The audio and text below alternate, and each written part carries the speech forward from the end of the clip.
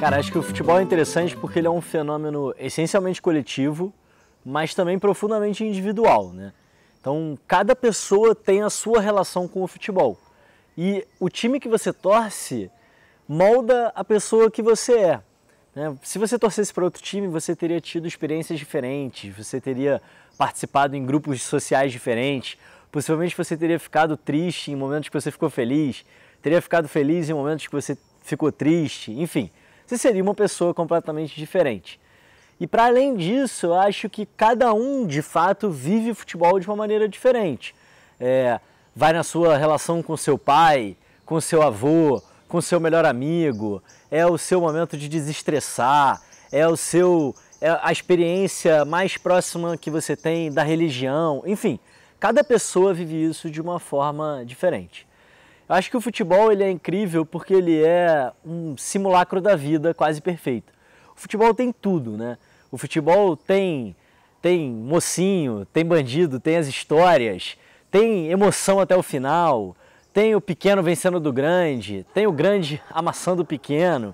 Enfim, você vive boa parte das emoções que você pode encontrar na vida real, você encontra no campo de futebol. E é por isso que ele é tão apaixonante, é por isso que ele é tão incrível, porque ele é simples, é coletivo e apela para o lado mais profundo do nosso ser, que define a nossa identidade. Então acho que o futebol, enquanto fenômeno cultural, ele é impressionante e eu concordo que é a coisa mais importante entre as coisas menos importantes.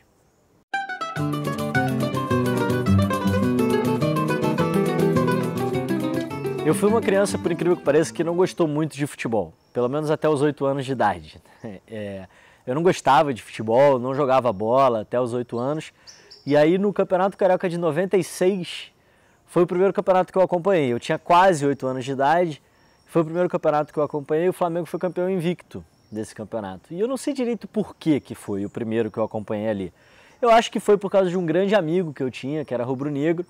E aí nessa de criança, de querer um pouco copiar, um pouco estar junto, enfim, né, um pouco puxar o saco do amigo e tal, eu acabei acompanhando e virando o Flamengo, e a partir dali esse negócio foi crescendo dentro de mim, foi tomando uma proporção cada vez maior, sabe? Minha família, meu pai é rubro-negro, meus tios são rubro-negros por parte de pai, por parte de mãe, minha mãe é rubro-negra, mas minha família é toda tricolor. Então eu tinha ali motivos para ir para os dois lados, mas desde muito cedo ficou muito claro que eu queria fazer parte daquela coisa que era o Flamengo, né? Que parecia ser o Flamengo na minha vida. E aí eu fui para o Maracanã em 97 pela primeira vez, com 9 anos de idade, e ali eu já senti que era uma experiência especial, assim, um lugar especial. Aquilo então foi ganhando corpo, ganhando um tamanho importante na minha vida, até que eu me mudei para morar com meu pai. Meus pais eram separados, eu fui morar com meu pai, e a partir do momento que a gente foi morar junto, acho que a gente reconstruiu a nossa relação, sabe? Reconfigurou a nossa relação. E criou uma relação muito bonita, muito interessante, que a gente tem até hoje, mas que talvez a primeira grande porta de entrada, o primeiro lugar que a gente se reconheceu inteiro, tenha sido no futebol. Então virou uma coisa muito grande na minha vida, falar de futebol com meu pai, conversar de futebol, ouvir as histórias dele sobre futebol, enfim, pensar sobre futebol, assistir jogo, ir no clube jogar bola. A gente ia muito no Flamengo jogar, eu e ele, então ficava jogando gol a gol, só nós dois, ou então jogando contra outros pais e filhos que frequentavam o clube. Assistir os jogos do Flamengo e da seleção. Eu lembro, em 98, logo antes da Copa, eu escrevi uma carta para o Zagallo, né, falando de uma jogada que a gente tinha inventado, eu e meu pai, e dando essa dica, né, pro Zagallo, para ele usar aquela jogada. Então virou uma coisa que a gente fazia junto. E, enfim, a partir disso eu acho que foi se solidificando como um pilar importante na minha vida. E aí desde então, enfim, só veio crescendo, crescendo, crescendo e tomou um tamanho, uma proporção na minha vida que eu acho que é uma das coisas que de certa forma melhor resume a minha experiência na Terra até aqui.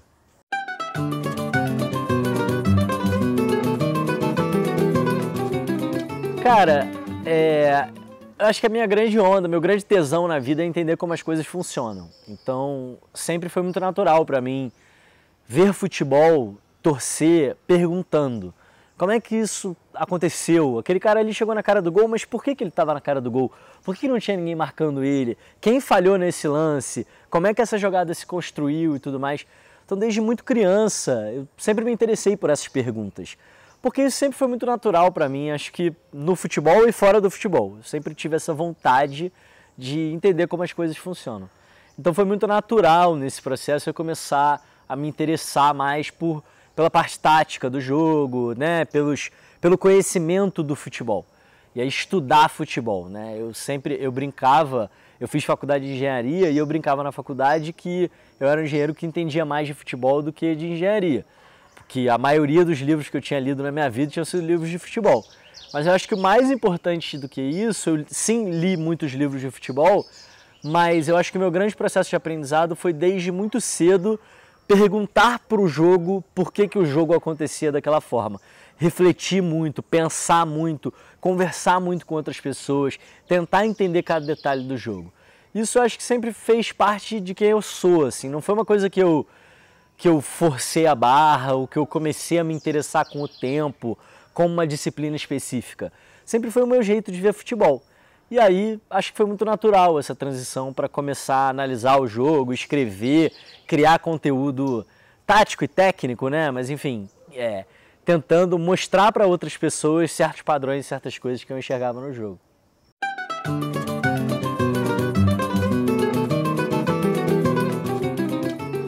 Cara, assim, no futebol, assim como na vida, eu não enxergo essa separação entre razão e emoção. A gente muitas vezes gosta de imaginar, talvez porque seja confortável imaginar isso, que nós somos seres racionais que por acaso sentem coisas. Quando na verdade eu poderia argumentar o oposto, né? Nós somos seres emocionais que por acaso pensamos coisas às vezes, nem sempre. Mas eu acho que no final das contas nós somos isso tudo. Né? A gente não é um e porém o outro. Não são dois lados da mesma moeda. A própria moeda é uma coisa só.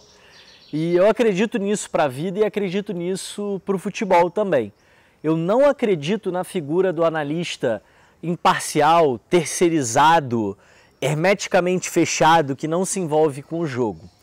E aí, preciso deixar isso muito claro. Não é que eu acho que isso seria ideal, seria muito bom, mas eu não acho possível na prática. Eu não acho que isso seria muito bom, eu não acho que isso é o ideal. Eu acho que o analista que deixa de sentir o jogo, que se afasta do jogo a ponto de deixar de sentir o jogo, ele se desconectou da coisa mais importante do futebol. Ele se desconectou daquilo que faz o futebol ser o futebol e ser esse fenômeno social tão importante do nosso mundo, né? Porque como a gente estava falando aqui mais cedo, você pode explicar o mundo a partir do futebol. E você pode explicar o mundo a partir do futebol porque ele é esse fenômeno complexo, interessante, que envolve emoção, que envolve várias pessoas ao mesmo tempo, tomando decisões muito difíceis, muito rápido e tudo mais. Então acho que você precisa se conectar com esse lado do jogo para também entender o jogo. Tem uma outra coisa que é deixar se nublar, deixar que a sua visão seja nublada pelos seus desejos, seus medos e seus anseios. Então o que eu não posso fazer enquanto analista é, porque eu quero que o Flamengo jogue bem, eu achar que o Flamengo está jogando bem. Ou porque eu tenho medo de perder esse jogo, eu achar que o Flamengo está perto de perder desse jogo. Tá? Eu não posso fazer com que essas emoções, digamos assim, mas né, essas outras dimensões nublem a minha visão e paralisem ou dificultem a minha capacidade de análise. E aí eu acho que do ponto de vista de um analista que sente o jogo, o mais importante não é nem evitar que isso aconteça, mas é estar consciente quando isso está acontecendo.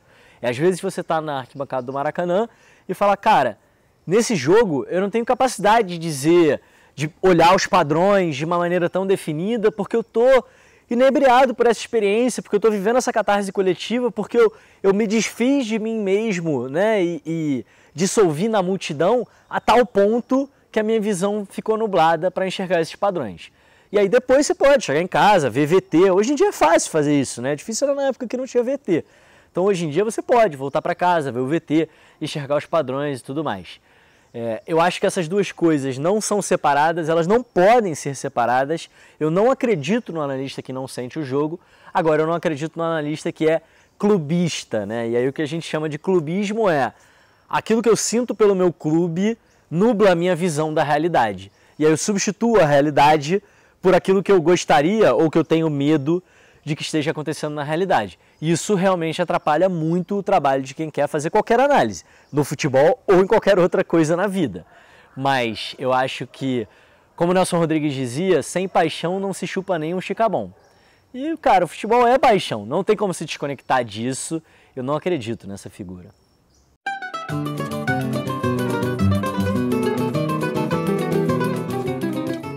Eu acho que o time que você torce define a pessoa que você é, não só porque define as experiências que você vai ter, né? Se você vai ganhar menos títulos ou mais títulos, ou ter mais amigos na escola que torcem para o seu time ou menos amigos, isso é muito importante. Mas para além disso, eu acho que existe uma alma dos times, sabe?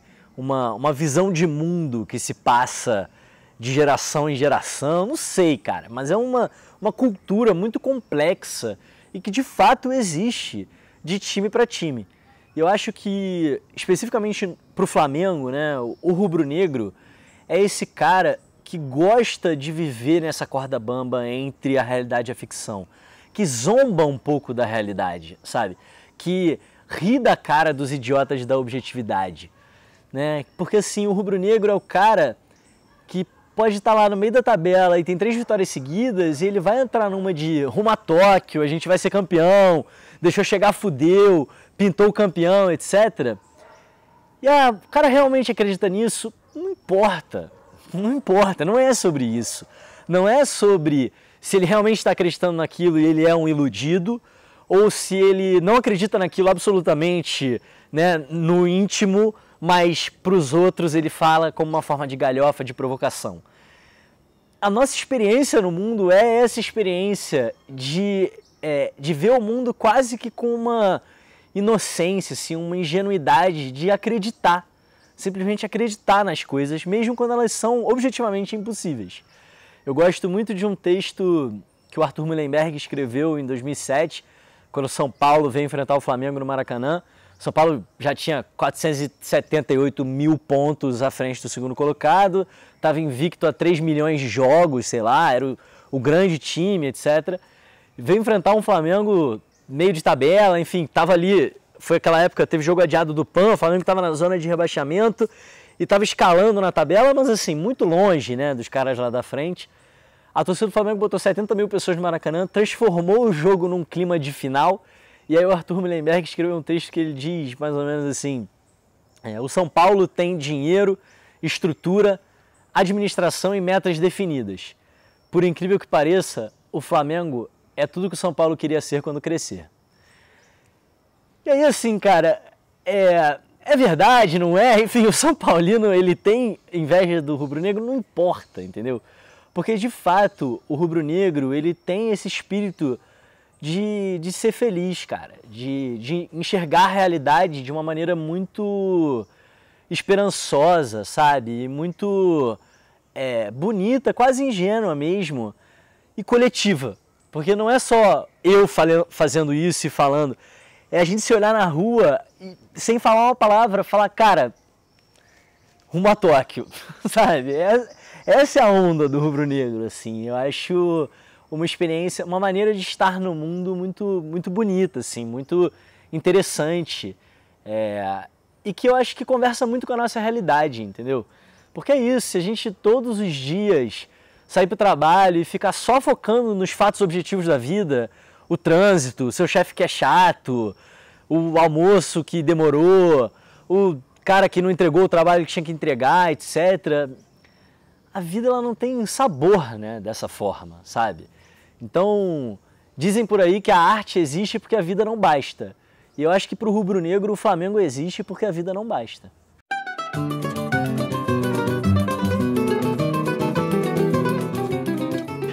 Cara, 2019 foi uma loucura em relação a esse espírito rubro-negro. Por quê, né? Quando eu falo que o São Paulo em 2007 tinha administração, dinheiro, metas definidas e o Flamengo tinha esse espírito, agora em 2019 o Flamengo tinha dinheiro, administração e metas definidas. Então acho que a torcida do Flamengo teve que um pouco se reinventar também, teve um pouco que amadurecer e juntar essa grandeza transcendental, sabe? Essa alma gigante com uma grandeza material mesmo. Cara, a gente tem mais dinheiro que os caras. A gente não vai ganhar porque deixou chegar, fudeu. A gente não vai ganhar porque a torcida carrega o time. A gente vai ganhar porque o nosso time é melhor que o dos caras. Que a gente tem mais dinheiro. Porque se eles revelarem um cara bom, a gente vai lá e pega. Entendeu? E eu acho que o rubro-negro ainda está um pouco se acostumando com essa ideia. Eu acho que o rubro-negro mereceu muito chegar nesse momento, porque a brincadeira que a gente faz é que todo mundo quer ser o Flamengo de 2019, mas ninguém quer ser o Flamengo de 2013, né?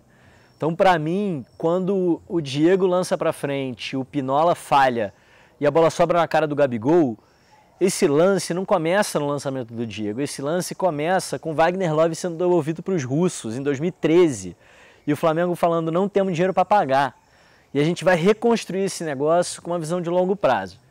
Porque no Brasil é muito difícil, você não consegue ser eleito síndico do seu prédio se você falar eu não vou ganhar, eu vou criar as condições para a gente ganhar depois junto. Não existe isso, entendeu? Você vê nas eleições, ninguém promete eu vou fazer caixa aqui para depois a gente fazer as obras de infraestrutura. A promessa de campanha é fazer tudo e mais um pouco, sabe? E eu acho que o Flamengo, e aí quando eu falo Flamengo é profundamente assim, tudo que envolve a instituição Flamengo, então acho que passa pela diretoria, passa pelos conselhos, passa pelos sócios que votam e passa pela torcida. O Flamengo fez uma escolha de ser grande no longo prazo e essa escolha foi feita em 2012 conscientemente. Assim. A gente quer fazer esse processo de reconstrução para chegar onde o Flamengo merece chegar. E tanto é verdade que em 2015 o Flamengo reforça essa escolha e reelege a chapa, né, do Eduardo Bandeira de Mello. Enfim, já era outra chapa, teve ali o rompimento no meio e tudo mais, mas reelege essa chapa depois de um 2013 muito difícil, que acabou ganhando uma Copa do Brasil, mas foi muito difícil, um 2014 de calamidade dentro do campo e um 2015 também dificílimo. E o Flamengo chega no final de 2015 e fala, não, a gente quer continuar apostando nesse projeto porque a gente acredita que vai chegar. E chegou. Não foi por acaso, sabe? Não foi aquela sensação de, meu Deus, a gente, sabe, furou um poço e saiu petróleo. O que está acontecendo aqui? O Nick Hornby, que é um escritor inglês, ele tem um livro chamado Febre de Bola, e tem um capítulo chamado O Melhor Momento da Vida.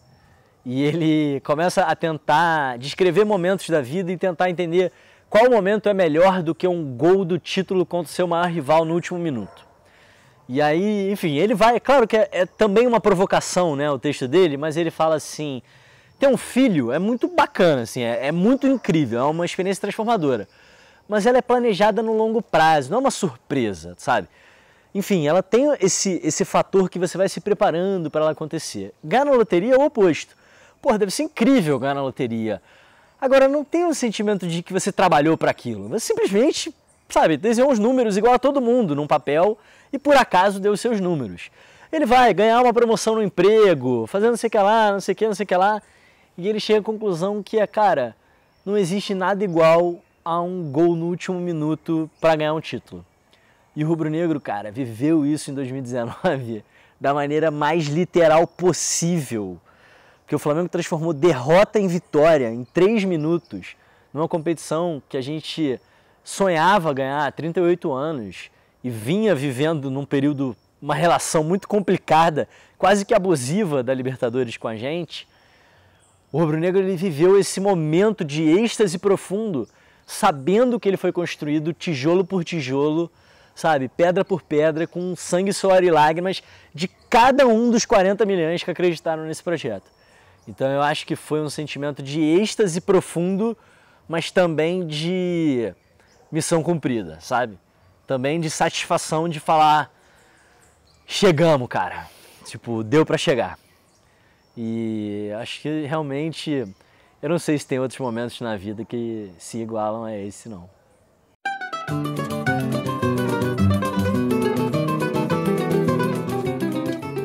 Eu diria que o Jesus foi o principal personagem de 2019. Até pelas circunstâncias, sabe? O Flamengo começou em 2019 mudando a administração, com uma administração que vinha com um discurso muito mais agressivo, né, do ponto de vista de gastar mesmo para ganhar, para se tornar dominante e tudo mais. Fez um primeiro semestre ruim, né? Ruim, efetivamente ruim dentro de campo. E de repente, cara, chega um treinador que pouquíssima gente já tinha ouvido falar aqui no Brasil, e aconteceu ali um alinhamento astral, sabe? Assim, uma coisa que não foi só o Jesus, mas a entrada dele encaixou no quebra-cabeça de uma maneira que é muito difícil acontecer no futebol. É difícil acontecer de novo no Flamengo, é difícil acontecer de novo com o Jesus. Eu sempre falo isso, se os torcedores do Benfica acham que o Jesus vai chegar em 3, 4 meses, botar o Benfica para jogar no patamar que o Flamengo jogou em 3, 4 meses, eles vão se decepcionar. Porque o que aconteceu ali foi realmente um encaixe perfeito de tudo. E por ele ter sido talvez a última peça do quebra-cabeça, né, e ser o comandante, acho que sim, acho que dá para dizer que ele foi a figura mais importante de 2019. E eu falo, cara, com muita tranquilidade, o Jesus mudou a minha vida. Porque eu escrevo sobre futebol há bastante tempo, e tinha muita gente que acompanhava, era muito legal. Eu decidi conscientemente investir mais nisso, escrever mais, me aprofundar nos textos e tudo mais.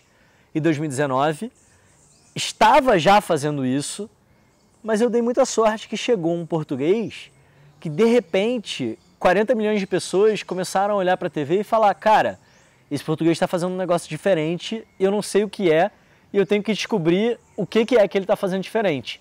Quem é que está falando sobre isso? Quem é que está mapeando o que esse cara está fazendo diferente? E aí acabaram chegando no meu conteúdo. Então, também, a minha maneira de se relacionar com essa história de escrever, de análise, etc., a minha decisão de investir mais nisso foi anterior ao Jesus. Mas eu tenho total consciência de que a forma como as coisas aconteceram, o crescimento que se deu e a relação que eu criei, o tipo de debate que se criou ali no Twitter a partir daquele momento, tem muito a ver com a virada do Jorge Jesus. Então eu, pessoalmente, Theo, sou eternamente grato a esse português.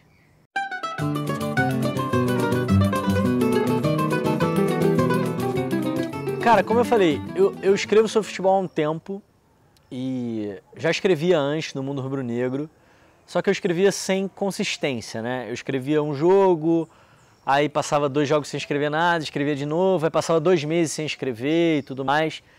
Então algumas pessoas me mandavam mensagens super carinhosas antes, falando: cara, eu acompanho muito seu conteúdo, só que eu queria que você postasse mais, né? Que você tivesse mais consistência nesse negócio. E aí quando eu comecei a falar mais, enfim, a trazer um conteúdo acho que mais profundo e mais consistente, e num formato que eu meio descobri, meio inventei, enfim, fui adaptando, que foi um formato que encaixou, né, com a ferramenta que eu queria usar, que era o Twitter, aí eu acho que criou-se a tempestade perfeita, sabe? Criou-se a fórmula para a coisa realmente viralizar. Para mim, esse crescimento de visibilidade sempre foi muito natural, porque a minha meta não é ter muitos seguidores no Twitter. Isso para mim é consequência, tá? Isso até é uma métrica, assim, que a gente olha de vez em quando para tentar entender a repercussão e tal. Mas não é a minha meta ter mais seguidores ou menos seguidores. O que realmente me deixa feliz no Twitter, o que realmente me satisfaz, assim, me completa, é ver o nível de debate que se desdobra a partir dos conteúdos que eu estou colocando ali. Então eu sempre fiz um esforço muito grande no Twitter para que as pessoas não ficassem se xingando nos comentários, provocando, etc. Inclusive, assim, quando eu faço um post, às vezes sobre o Flamengo ou sobre outro time, e aí vem um torcedor de um outro time fazer uma pergunta, tirar uma dúvida e tudo mais. Aí chega o rubro-negro e começa a sacanear: teu time perdedor, não sei o que, tarará.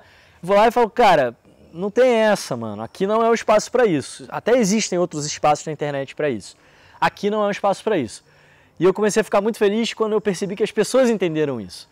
Quando eu percebi que eu não precisava mais falar isso, porque outras pessoas entravam e falavam, peraí, cara, aqui não é o espaço para isso, a gente está tentando debater numa boa e tudo mais.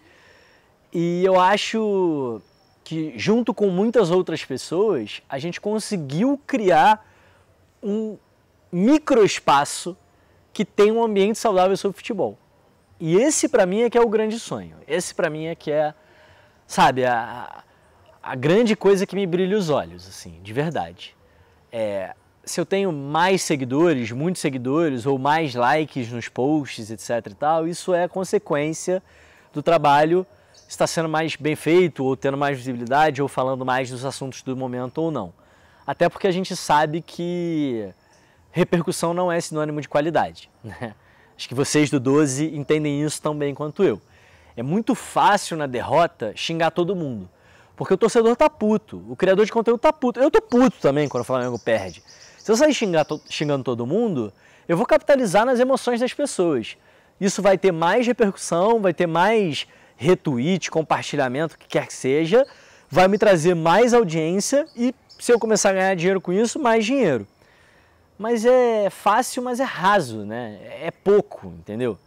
E aí o que eu acho que o público também precisa começar a entender é que capitalizar em cima das emoções das pessoas não é autenticidade, é estratégia. É estratégia de quem quer se aproveitar disso para ganhar engajamento, ganhar repercussão, aumentar a audiência e ganhar dinheiro em cima disso. Eu estou querendo seguir um caminho completamente diferente. Eu não valorizo isso daqui. O que eu valorizo é a profundidade nesse debate.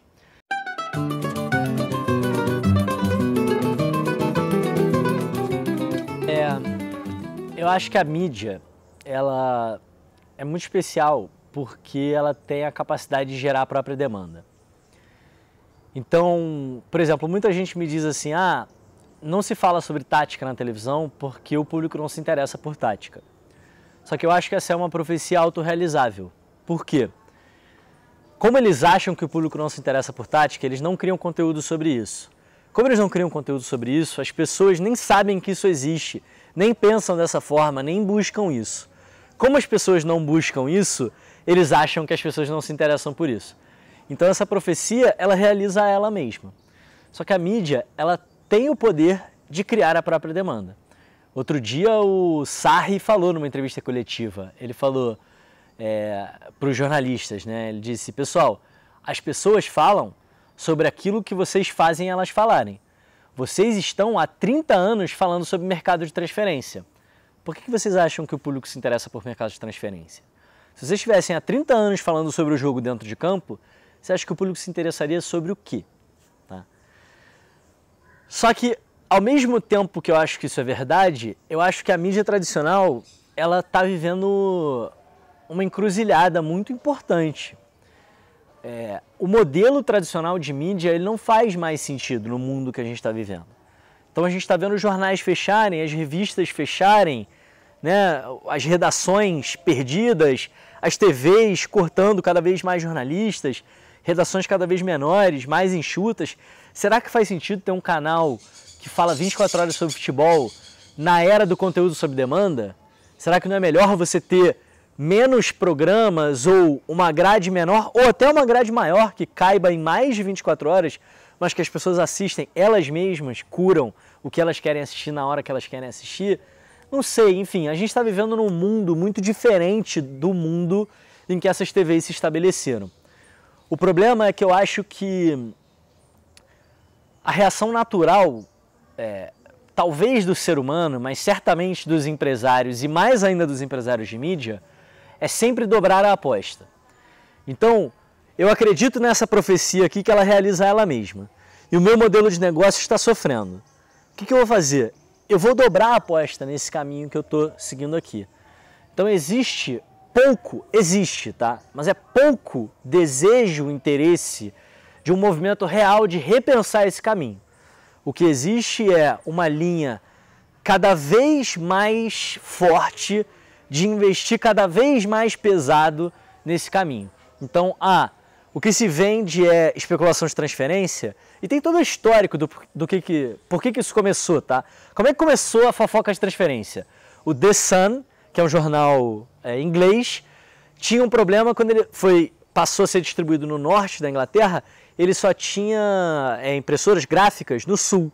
Então não dava tempo de fechar a edição do The Sun a tempo do jornal chegar no dia seguinte no norte da Inglaterra.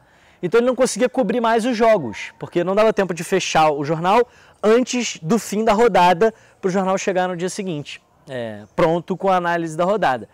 Então eles começaram a ocupar o espaço de análise de jogos, enfim, os artigos sobre os jogos, etc., com especulações de transferências, inventadas, completamente inventadas. Isso era uma solução temporária do Robert Murdoch, que é o fundador do The Sun, até ele conseguir gráficas no norte. Quando ele conseguiu as gráficas no norte e voltou a fazer a cobertura dos jogos, o público falou, não, a gente estava gostando, enfim. Ele viu que a audiência tinha se interessado por aquilo e resolveu dobrar a aposta. E aí todo mundo copiou. Só que isso já faz 50 anos. A gente vive num mundo completamente diferente hoje. E a gente está há 50 anos falando de especulação de transferência. E aí o que se faz agora? Esse mundo mudou. Se o mundo mudou, as perguntas mudaram. Se as perguntas mudaram, as respostas têm que mudar? Não, eu tenho que responder mais forte ainda na resposta que eu já tenho. Então, se o que eu falo antes eu falava de especulação de transferência, agora eu vou falar de especulação de transferência e cada um dos jornalistas da minha bancada vai ter uma especulação diferente. E daqui a pouco eles vão brigar entre si sobre as especulações. Daqui a pouco um vai abandonar a bancada, que é um puro teatro. Tá? É um teatro para fazer aquele negócio capitalizar em cima das emoções das pessoas. Só que você vai dobrando essa aposta, dobrando essa aposta, dobrando essa aposta, daqui a pouco os caras vão estar vestidos de palhaço fazendo malabarismo lá dentro. E o futebol, que é o que importa, já se perdeu há muito tempo nesse debate.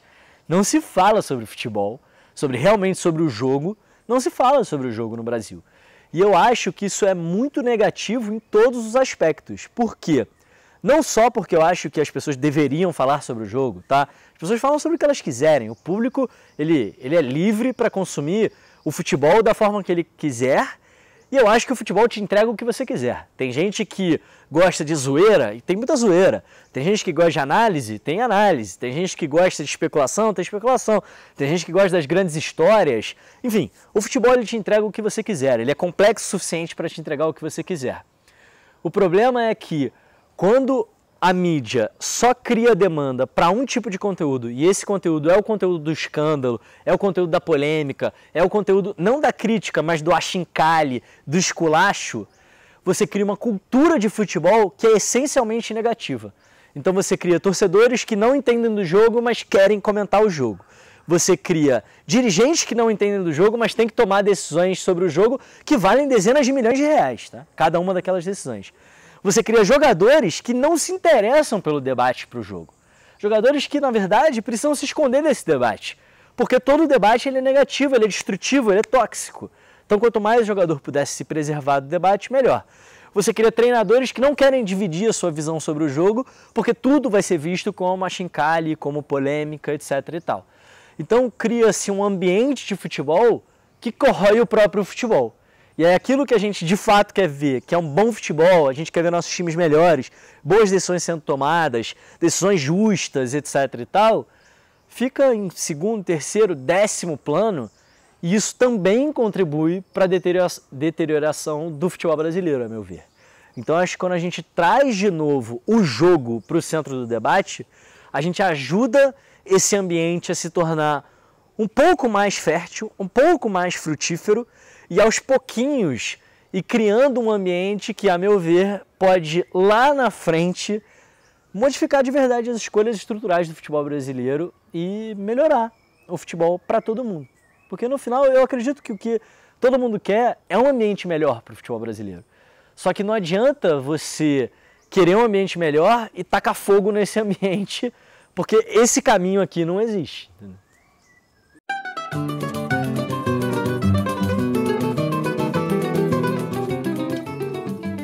Cara, eu acho que o futebol é um reflexo da sociedade, né? Então, o futebol é machista? É, muito machista, porque a sociedade é machista. Tem racismo no futebol? Tem muito racismo no futebol, porque tem muito racismo na sociedade. O futebol é homofóbico? É extremamente homofóbico, porque a sociedade é extremamente homofóbica. Eu acho que, primeiro, eu não falo isso como uma desculpa, tá? Não falo isso como, mas tadinho do futebol, ou, mas deixa pra lá porque o futebol é assim, porque tudo é assim. Pelo contrário, eu acho que quem trabalha no meio do futebol deveriam ser os primeiros interessados em até mesmo usar o futebol como uma ferramenta de transformação social, porque ele tem esse poder, efetivamente ele tem esse poder. Então, o futebol é homofóbico porque a sociedade é homofóbica. Mas talvez se a gente atacar a homofobia no futebol, a gente consegue melhorar a questão da homofobia na sociedade. Agora, o que me assusta é que no Brasil nós estamos nos tornando uma sociedade cada vez com menos capacidade de diálogo, né? Cada vez com um debate mais raso, cada vez mais radicalizada, cada vez com maior dificuldade de construir consensos. E aí o futebol vai se tornando dessa forma também. O que me assusta realmente é que existe no Brasil uma quantidade muito grande de pessoas que não acredita que violência simbólica e violência física estão relacionadas, tá? Então as pessoas acreditam que eu te xingar ou eu ser, enfim, contra a sua orientação sexual, é até estranho falar isso. O que é ser contra a orientação sexual do outro? Enfim, nem existe isso, mas nem deveria existir, né? É uma parada super estranha, mas as pessoas acham que eu falar um impropério para você é absolutamente diferente, não só diferente, mas desassociado de eu te bater, tá? Quando não é. Essas duas coisas, elas são associadas. Elas são, talvez, níveis diferentes, né? Elas são manifestações diferentes, mas de uma violência estrutural que a gente tem. E no futebol, elas são muito associadas. Só que quanto mais a sociedade acredita que essas coisas são desassociadas, pode ser que no futebol a gente também passe a acreditar nisso e passe a acreditar que a violência física de torcidas organizadas, por exemplo, não tem nenhuma relação com a violência simbólica da sociedade que a gente está vivendo, quando tem absoluta relação. Então eu tenho muito medo dessa quebra, assim, dessa desassociação, porque me parece que a partir daí a gente quase que justifica a violência simbólica no futebol e deixa ela em segundo plano. Mas eu acredito que sim, quem trabalha no futebol deveria estar enxergando o futebol como uma mega ferramenta de transformação social, talvez a mais poderosa que a gente tem.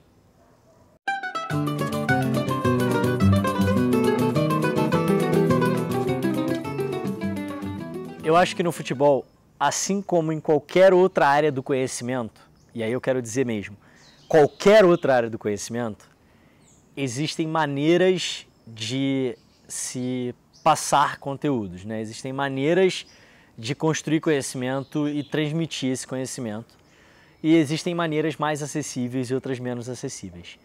E no futebol, assim como em qualquer área do conhecimento, existem pessoas que tornam a sua análise muito inacessível a partir da linguagem que usam. Isso acontece na ciência, isso acontece no cinema, isso acontece em qualquer lugar. Qualquer coisa que você vai estudar, vai ter o cara que vai usar tantos jargões, tantos termos técnicos, tantos conceitos abstratos, que vai ser muito difícil de você acessar aquele conteúdo. Eu não acho que isso é uma característica da análise tática. Eu acho que isso é uma característica de pessoas que criam conteúdo. Algumas pessoas. Inclusive, existe uma coisa muito estranha na nossa sociedade que a gente acha que quem fala de maneira mais rebuscada é mais inteligente. Então existe uma busca consciente das pessoas que fazem análises em qualquer área do conhecimento por falar de maneira mais rebuscada para parecerem mais conhecedoras daquilo que estão falando. Quando na verdade é exatamente o oposto. Você pega as pessoas mais inteligentes que existem, o Einstein falava muito isso, o Feynman falava muito isso, né? São os grandes físicos do século XX que estudam assuntos absolutamente complicados e falam, se você não consegue explicar para uma criança, é porque você não entendeu o assunto. Então isso não significa que você sabe menos quando você fala mais simples, isso significa que você sabe mais. Muita gente se esconde atrás do escudo do jargão, do escudo da linguagem rebuscada, para esconder um pouco aquilo que não sabe, sabe? Mas isso é em qualquer área, não é só no futebol.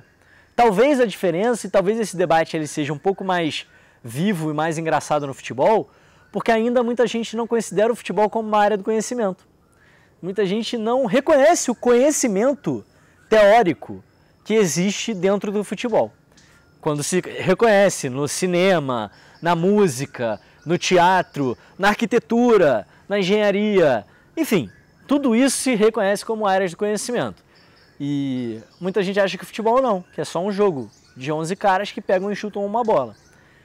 Então eu acho que sim, dá para fazer, existe muito conhecimento dentro do futebol, acho que sim, existe muito conhecimento teórico que apoia o conhecimento prático do futebol e ajuda a gente a jogar futebol melhor, entender melhor o jogo e tudo mais. E acho que sim, esse conhecimento pode ser estruturado e pode ser transmitido de uma forma que seja simples, acessível e tudo mais. Mas isso precisa interessar ao transmissor, né, ao criador de conteúdo e interessar ao público. Porque no final das contas, todas as áreas têm jargão, tá? Todas as áreas. Inclusive, assim, nossa vida é feita de jargões, né? É feita de termos que a gente usa que significam coisas complexas. Então, quando eu falo casa para você, eu só falo a palavra casa porque eu não quero falar aquele lugar que tem 4 paredes e um telhado e que eu moro dentro. Então, a gente criou a palavra que chama casa e quer dizer isso.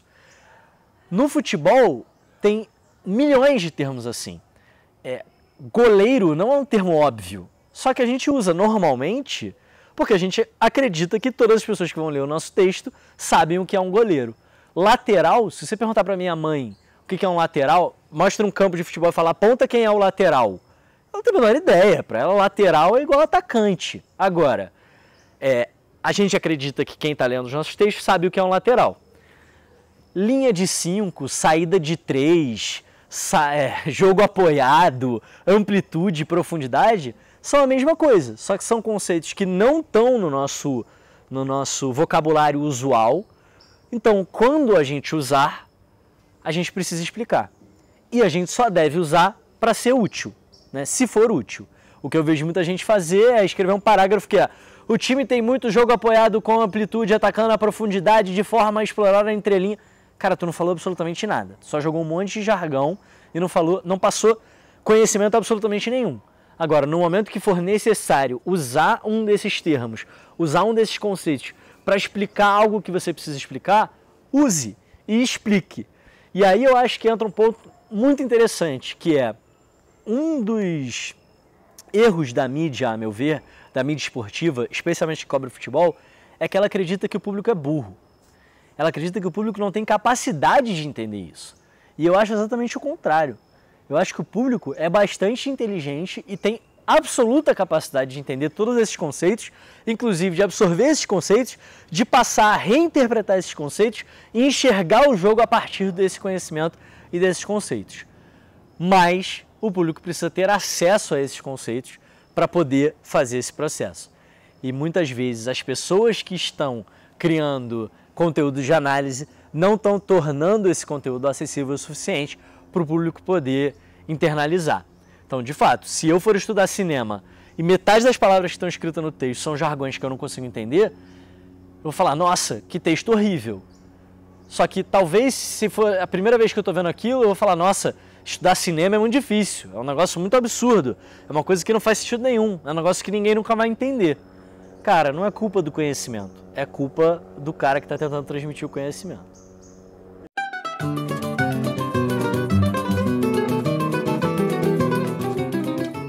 Lançar um livro é uma experiência diferente de quase tudo aquilo que a gente faz no dia a dia. É uma experiência muito específica, eu diria, que tem problemas muito específicos e tem coisas muito legais, mas que são bem específicas dessa experiência. O meu livro surgiu quase como uma provocação, né? Muita gente vinha no Twitter e falava, olha, se o Flamengo ganhar, tem que fazer um livro, se o Flamengo ganhar, tem que fazer um livro. E aí quando ficou claro que ia ganhar, eu falei, porra, vou ter que começar a pensar no livro. E aí, claro, eu parti da base do Twitter, mas logo de cara eu entendi que não era pegar os textos do Twitter e compilar num livro. Existe um trabalho de adaptação mesmo, né? Quando eu falo adaptação, é adaptação de mídia mesmo. Quando você pega um livro e você vai fazer um filme, você não vai filmar cena por cena exatamente o que está escrito no livro, porque cada mídia te oferece oportunidades diferentes. Num livro, por exemplo, você pode passar para o leitor tudo que está se passando dentro da cabeça do personagem. Mas você tem muita dificuldade de passar coisas visuais do ambiente. Um filme é exatamente o oposto. Você pode mostrar pro espectador o ambiente, mas você não pode mostrar o que está se passando dentro da cabeça do personagem, a não ser que você tenha uma narração, voice-over e tudo mais. Então existe esse trabalho de adaptação de um livro para um filme, porque são mídias diferentes que te oferecem oportunidades diferentes para contar a história que você quer contar. E eu acho que o Twitter e o livro, apesar de serem mídias escritas, né, apesar de terem formatos bastante parecidos, são mídias muito específicas e muito diferentes. Então, no Twitter, por exemplo, cada texto existe por si só. Eu faço muito link de um texto para o outro, mas aquele texto para em pé. E aí, quando eu digo isso, assim, se eu em 2 textos diferentes explicar o mesmo conceito, não tem problema. Pelo contrário, isso é bom até. No livro eu tenho que escolher onde que eu vou explicar aquele conceito, porque eu não posso ser repetitivo. Porque no livro, nenhum texto existe sozinho. Os textos existem dentro de um contexto, um conjunto com os outros textos, né? Isso muda completamente. No Twitter não tem problema os meus textos variarem de tom, por exemplo. Num texto ser mais brincalhão, no outro texto mais emocionado, no outro texto sacanear um rival, enfim. No livro não faz sentido. Imagina você ler um livro que cada capítulo parece que é um autor diferente que está falando, né? Então, precisou ter muito esse processo de adaptação.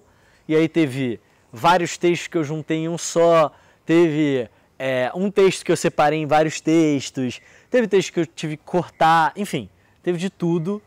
Foi um processo bem legal, assim, bem prazeroso de olhar para trás e repensar esse trabalho, sabe? É muito legal também você olhar para um texto que você escreveu 6 meses atrás e à luz do que aconteceu depois, né? À luz de como a minha própria escrita evoluiu nesses 6 meses, olhar de novo para esse texto. Foi um processo bem interessante, bem prazeroso e que acabou sendo bem maior do que a gente esperava, né? No início o livro era previsto para ter 160 páginas e no final a gente teve que cortar para ele acabar com 272.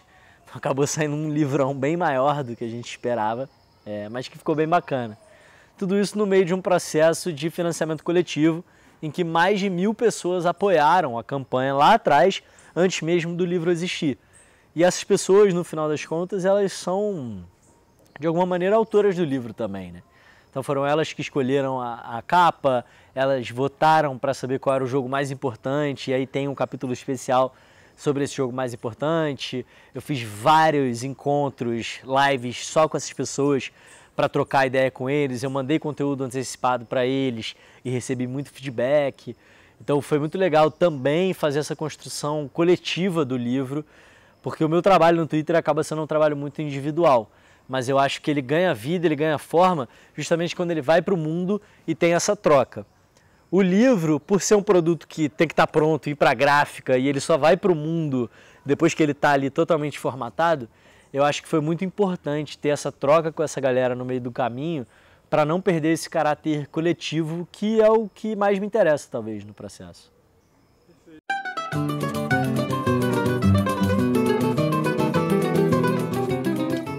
Claro. Cara, eu não escrevo só sobre o Flamengo. O que acontece é que essa não é a minha principal atividade, né? Eu trabalho, eu faço 1 milhão de outras coisas e aí no tempo livre praticamente eu escrevo sobre futebol. E a verdade é que tem um time que eu acompanho no meu tempo livre, que eu paro de noite para ver jogo, que eu vou no estádio, que eu leio todas as notícias, que eu tenho um montão de amigos que torcem para aquele time, que eu acompanho as categorias de base. Então, para mim, é muito fácil e muito natural escrever sobre o Flamengo. Às vezes eu paro e falo, cara, eu tenho aqui pouco tempo para estruturar um texto, sai muito naturalmente um texto sobre o Flamengo. Enquanto, se eu quero escrever um texto sobre o Inter, eu vou ter que baixar 6 jogos do Inter, assistir, analisar, fazer anotações, etc. e tal. Porque eu, na verdade, só tenho uma regra que eu coloco para mim mesmo, que é eu não falo sobre aquilo que eu acho que eu não tenho propriedade para falar. Eu não tenho problema nenhum de dizer eu não sei. Como está jogando o Corinthians? Eu não sei. Eu não estou assistindo nesse momento, tá? Não tenho problema nenhum de dizer isso. Como meu tempo é bastante escasso, eu acabo escrevendo muito mais sobre o Flamengo, porque é o time que eu já acompanho na minha vida. Só que isso também gera um ciclo virtuoso aí, né? De que eu escrevo mais sobre o Flamengo, então o meu público acompanha, é um público mais de Flamengo, que pede para eu escrever mais sobre o Flamengo, que dá mais repercussão quando eu escrevo sobre o Flamengo, então eu escrevo mais sobre o Flamengo. Enfim, existe esse ciclo que acontece. Muitas vezes eu acabo aproveitando a brecha para falar de outros times quando o Flamengo vai enfrentar um desses times. Então, o Flamengo foi sorteado para pegar o Racing na Libertadores, vou analisar o Racing. Tá? E a oportunidade de escrever sobre outro time, mas usando esse gancho do Flamengo. O próprio livro, claro que é um livro sobre o Flamengo, mas eu acho que mais do que isso é um livro sobre o futebol, que meio que mergulha no Flamengo como um estudo de caso. Mas eu acho que para o torcedor de outro time, claro, se tirar um pouco o recalque das conquistas do Flamengo e deixar de lado, eu acho que tem muito a aprender com aquele time, tem muito a aprender com o Jorge Jesus, enfim, com todos os conceitos que a gente via ali e tudo mais. Então eu acho que tem valor, né? Eu gosto de escrever sobre futebol, eu gosto de produzir conteúdo sobre futebol, eu pretendo falar cada vez mais sobre outros assuntos, mas o meu grande limitante hoje é o tempo. Então, conforme eu for conseguindo liberar mais tempo para falar sobre futebol, a tendência é eu conseguir falar sobre mais assuntos. Enquanto isso, eu vou falando sobre os assuntos que eu acompanho mais no dia a dia e que, enfim, fazem parte da minha vida. Muita gente pede para eu analisar a seleção brasileira, como se eu fosse assim, um cara que fala de Flamengo, e aí eu não quero falar de outros times, e aí a seleção brasileira é esse lugar neutro para eu conquistar todas as torcidas.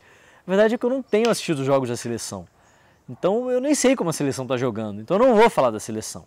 E eu não tenho problema nenhum de falar sobre outros times, inclusive de elogiar, enfim, né, de adentrar nos trabalhos de outros times, é só porque muitas vezes eu não tenho tempo mesmo.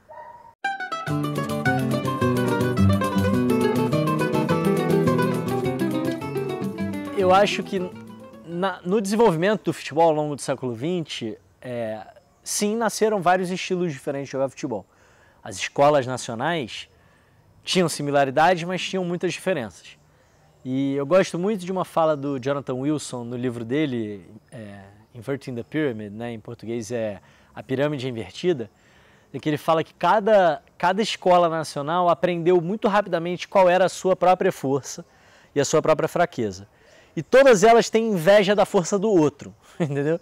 Então, os ingleses, eles jogam com muita energia, né? Muita tenacidade, muita força, mas eles têm inveja da flexibilidade tática dos italianos, que têm inveja da malemolência e da ginga do brasileiro, que tem inveja da força e da solidez defensiva dos ingleses, enfim.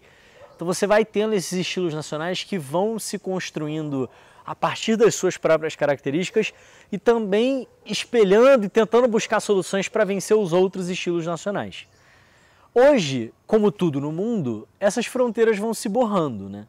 Então, no mundo cada vez mais globalizado, você tem cada vez menos estilos nacionais de tudo. De música, de cozinha e de futebol também.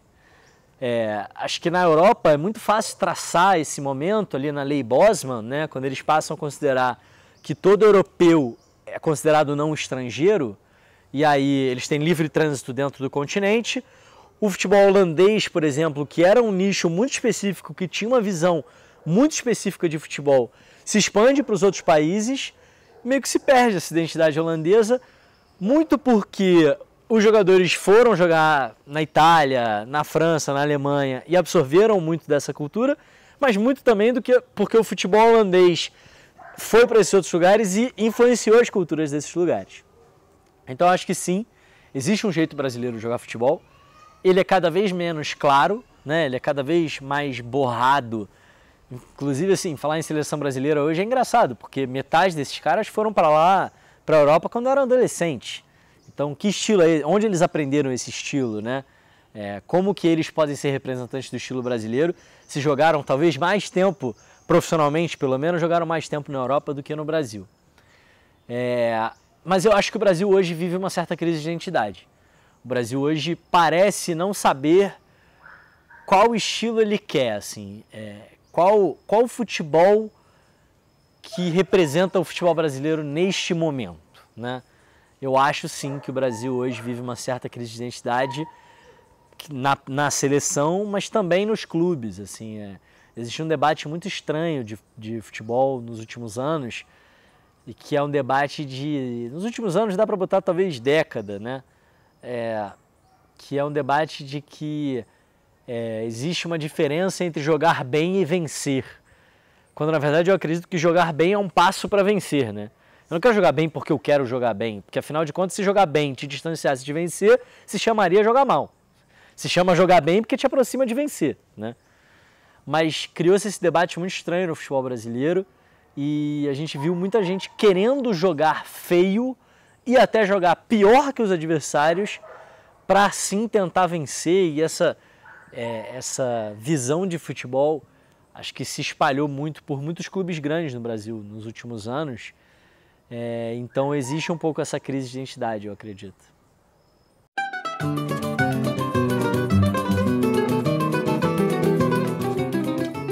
A gente tem uma ligação muito especial com aquela região ali. Eu tenho uma ligação muito especial com aquela região por conta da minha esposa, minha namorada, minha companheira, meu encontro, que viaja para lá todo ano para produzir um festival de cinema. E já há 4 anos que eu acompanho ela nesse festival, enfim, a gente se encontrava lá antes como amigos e depois juntos. E é um momento muito especial, assim, um momento muito mágico do nosso ano, estar ali dentro, conviver dentro daquela comunidade e levar a arte lá para dentro.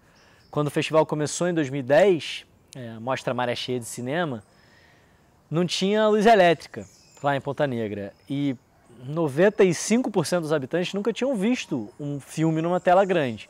Então você levar um telão de cinema, botar na areia da praia, para todo mundo junto, nesse momento de comunidade, assistir filmes com temas bacanas, filmes de arte e tal, é uma experiência muito especial. E nos últimos anos, então, eu venho ajudando, né, apoiando de alguma forma e tal. E a gente, então, criou esse laço especial e a gente acabou indo para lá em janeiro de 2020, quase que por acaso. Fomos visitar e aí, conversando com as pessoas, elas só falavam no Fest Joá, que era em março, e a mostra de cinema era em abril. E a gente até brincava com elas, falava, pô, estamos ficando com inveja, que vocês só falam no campeonato, ninguém fala na mostra de cinema. Não, a mostra de cinema é muito importante, mas o campeonato é um negócio diferente. E, cara, foi muito legal, porque pela primeira vez eu me conectei com as pessoas do lugar através do futebol. Então a gente conversava sobre futebol, trocava ideia, lembrava de jogos marcantes, joguei bola ali com eles e tal. Pela primeira vez a gente teve essa conexão através do futebol e eu falei, cara, a gente vai ter que vir aqui no Fest Joá e vamos ter que fazer o filme, enfim, vamos ter que registrar esse negócio e até dar de presente para essa galera esse registro. Porque uma das coisas muito legais que começou a acontecer na Mostra Maré Cheia foi quando eles começaram a se ver na tela. Porque junto com a mostra de cinema rolam oficinas e as crianças faziam vídeos, etc e tal, e agora, 10 anos depois, essas crianças já são adolescentes, já são adultos, a gente bota para passar um filme de 10 anos atrás e é uma comoção, né? Você vê como eram as pessoas, como as crianças cresceram, como era o lugar, quais eram os temas que estavam sendo debatidos. E a gente falou, cara, a gente tem que fazer essa experiência a partir do futebol, a partir do Fest Joá. E aí eu falei, eu conheço as pessoas perfeitas para produzir esse filme, porque acho que vão chegar lá com a sensibilidade do olhar que esse projeto demanda. Né? As comunidades caiçaras, cara, vivem um estilo de vida muito único, né? Pra gente aqui do Rio de Janeiro, do centro do Rio de Janeiro, que está na correria todo dia, é uma maneira de viver, uma maneira de enxergar o mundo muito diferente, né? Uma cultura muito diferente. E que a gente precisava capturar a partir de um olhar muito fino, assim, né? Muito generoso, eu acho, e muito de troca, muito mais de escuta. A Domitila, ela tem uma frase que ela fala assim, cara, muitas vezes as pessoas acham que é sobre dar voz, só que as vozes já existem, elas estão lá. Na verdade é sobre dar ouvido, né? É sobre dar escuta. E a gente precisava chegar lá fazendo isso, assim, escutando aquelas vozes, aquelas histórias, aqueles olhares, aquela cultura. E acho que nada melhor do que o futebol para proporcionar esses encontros. Então foi uma experiência realmente mágica, a gente ficou lá 4, 5 dias filmando o campeonato como um todo, entrevistando as pessoas, conversando, conhecendo mais, mergulhando nessa cultura. E quando a gente voltou, o mundo estava de quarentena, né? Então, se tornou uma experiência quase surreal, na verdade, sabe? A Mostra Maré Cheia foi cancelada por causa da quarentena, enfim. E o mundo está até hoje de quarentena. E esse foi o nosso último olhar para a vida real. Foi através daquele final de semana mágico, né? Do Fest Joá, que deu origem ao filme que a gente produziu.